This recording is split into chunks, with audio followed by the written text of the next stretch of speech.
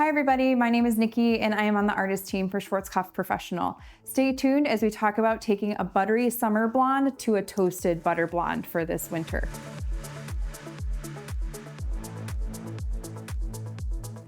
Okay, so we've gone ahead and we've prepped our mannequin utilizing the Blondie Detox Shampoo. One of my favorite things to start with is a detox shampoo, especially when I'm working on a blonde. That way I can get rid of any kind of mineral buildup or product buildup that has been happening in the hair, especially coming off of summertime.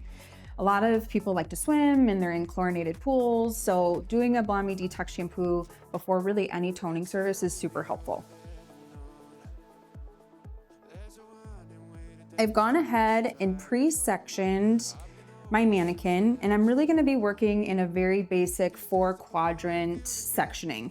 So from the top of the head to behind the ears, so this back section will be section 1, and then the front section 2, and then repeated on the other side.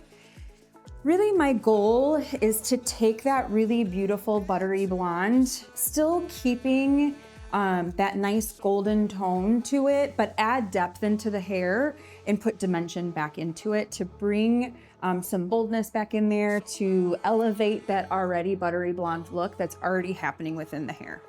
My formula today is IGORA VIBRANCE 8-0. It's 7-55 and then 7-65, utilizing the 6-volume Activator Lotion. When I go to take my initial sectioning, I want to be aware that I'm dealing with the back hairline, which then is going to marry into the front hairline. The back hairline is just as much important in a money piece situation as the front hairline is, so making sure that you're aware that you're taking that out is going to be super important. I'm gonna take this out and leave it out until I'm done applying this back section, and then I'm gonna come through and slightly tap the root. I'm also gonna be working in diagonal back sections, and I'm gonna go through and apply the root, and then I'm gonna do a various amount of weaving to add dimension through the mid-lengths and ends.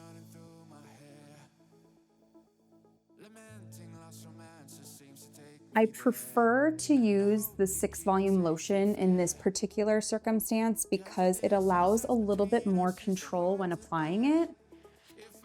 It sticks where I put it, and it doesn't allow any transfer as long as I'm placing it where it needs to go. I've gone through and I've applied the root area. Now I'm gonna come through and just take some pretty wide weaves, and then using a foil just for cleanliness, really, I'm going to apply the mid-lengths and ends. Now, personally, when I'm doing something like this, when I'm not really looking to add a ton of depth, but I'm looking to add just really soft dimension, I prefer to put it, apply the color on damp hair because it allows a little bit more slip to the hair, plus water acts as my own diluter, so I don't have to worry about adding any clear or anything like that. And then I'm just going to lightly fold the foil and move on to my next section. Still working in a diagonal back because diagonals are going to ensure softness in blending.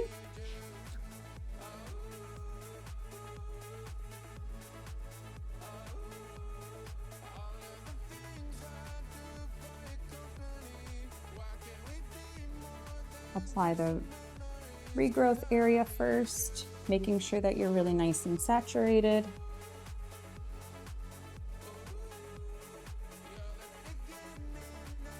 And as I start to work more into the interior portion of the hair, I'm going to start dragging the base color down just a little bit further.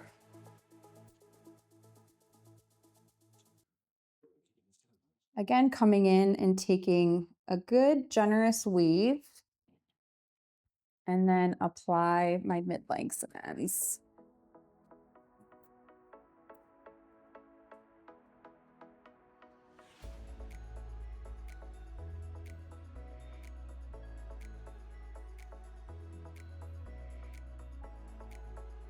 And then I'm gonna repeat this process all the way till I hit this top triangle, and then I'm gonna switch up what I'm doing.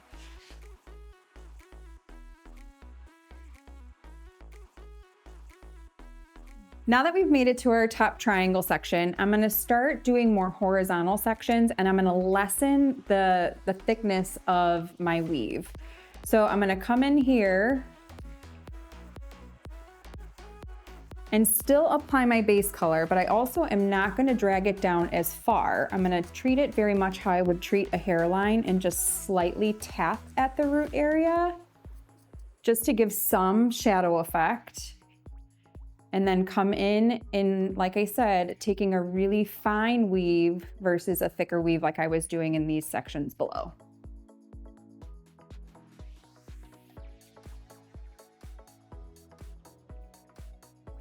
I chose to switch it up a little bit in this section just because I want there to be a little bit more blonde through the top section. That way there is a perfect balance between high and low.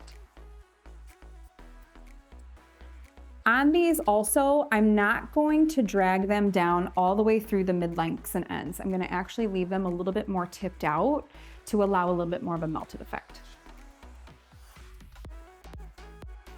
I'm just gonna kick those ends off to the side and still fold up my foil.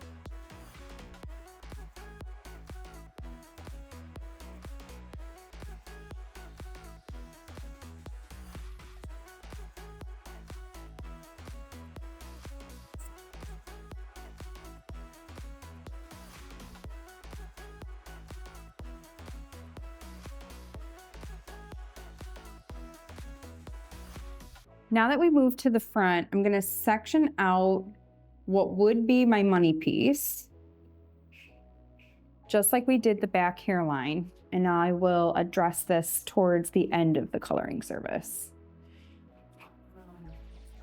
With mannequins, mannequins have perfect hairlines. Behind the chair, that's not very realistic.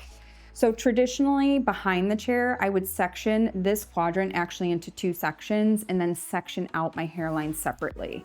So I would find that recession area and break it down into 2, starting with my side, and take out really however much you want to see kind of right above and in front of the ear. And then also addressing this top section. Most people are going to have some variation of a recession. One of the most important things is making sure that whatever you take out in this top section closest to the hairline lines up with whatever section you took that's happening in front of the ear. Now that I'm moving into the front section of this quadrant, I'm actually still gonna be working with diagonal backs. Again, because I'm working closer to the hairline, I'm not gonna drag down my base color as far, and also being aware that I'm not getting any product on what the hairline that has been left out. So making sure that everything really stays nice and clean. Because I'm closer to the hairline, I'm gonna reduce my weave very similar to what I did through this top section and not make them as chunky, because around the hairline, I wanna make sure that I'm still getting that pop of light.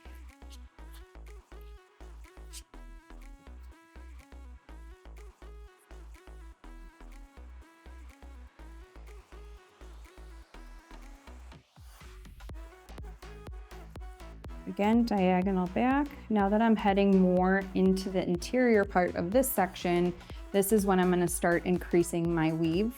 However, I am gonna still start a little finer towards the front of the face, and they're gonna get thicker as I move further away from the face. So really that's kind of what you're looking for through these side sections, is a really skinny weave right closer to the hairline, and they get a little bit thicker as we go towards the back.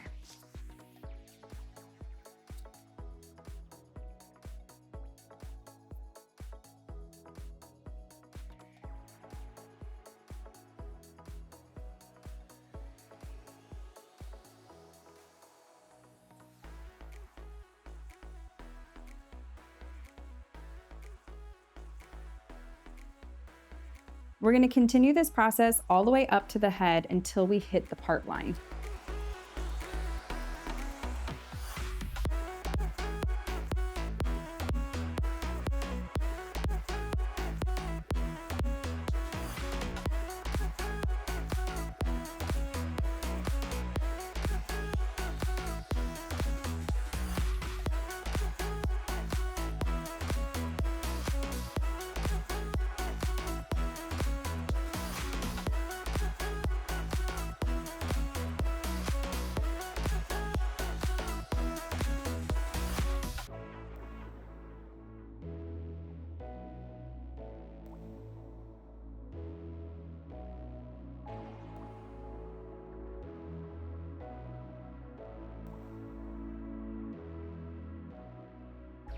I've reached my last section on this side. So what I'm gonna do is very similar to this back triangle section. I'm going to apply the base color and then I'm going to take a very, very fine weave.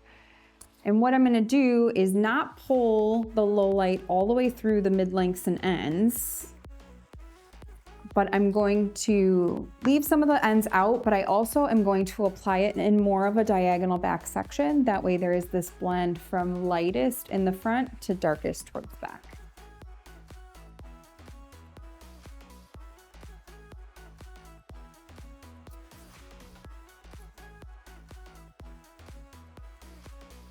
So again, just a really fine weave. I've put my base color on, and now I'm gonna drag the product down further in the back and not as far down in the front.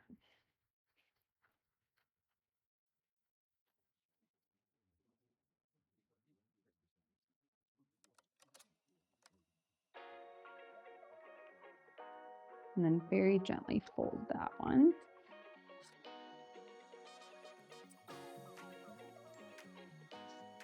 And now that we've finished all of our foiling, I'm gonna go ahead and root tap the front hairline as well as the back.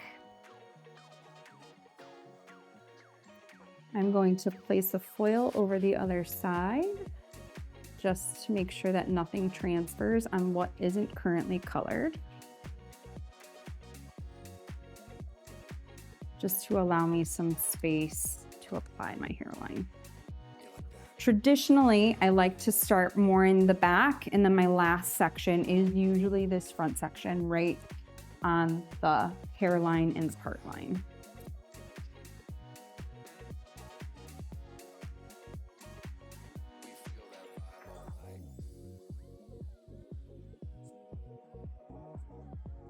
So starting right above the ear.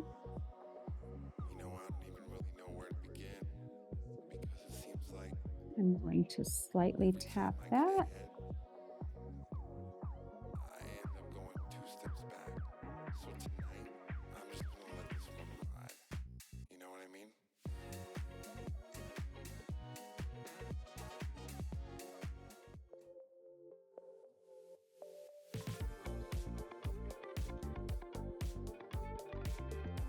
And then I'm going to work into my back section here. Also treating it very similarly to the front hairline.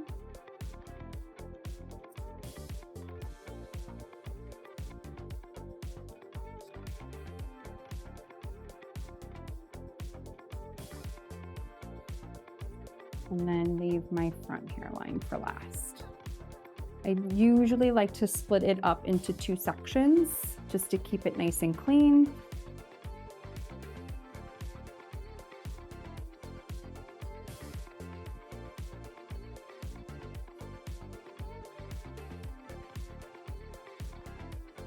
Again, just tapping that root area.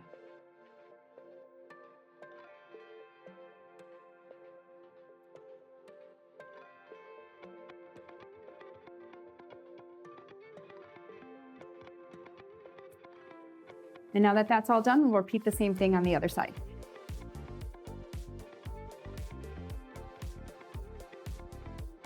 All right, so just to recap what we did with our color placement, we worked in a very simple 4 quadrants, starting in the back. I do want to point out that I did apply the root shadow at the same time as the low light for a very specific reason, and it was really to make sure that everything developed from top to bottom at the same rate.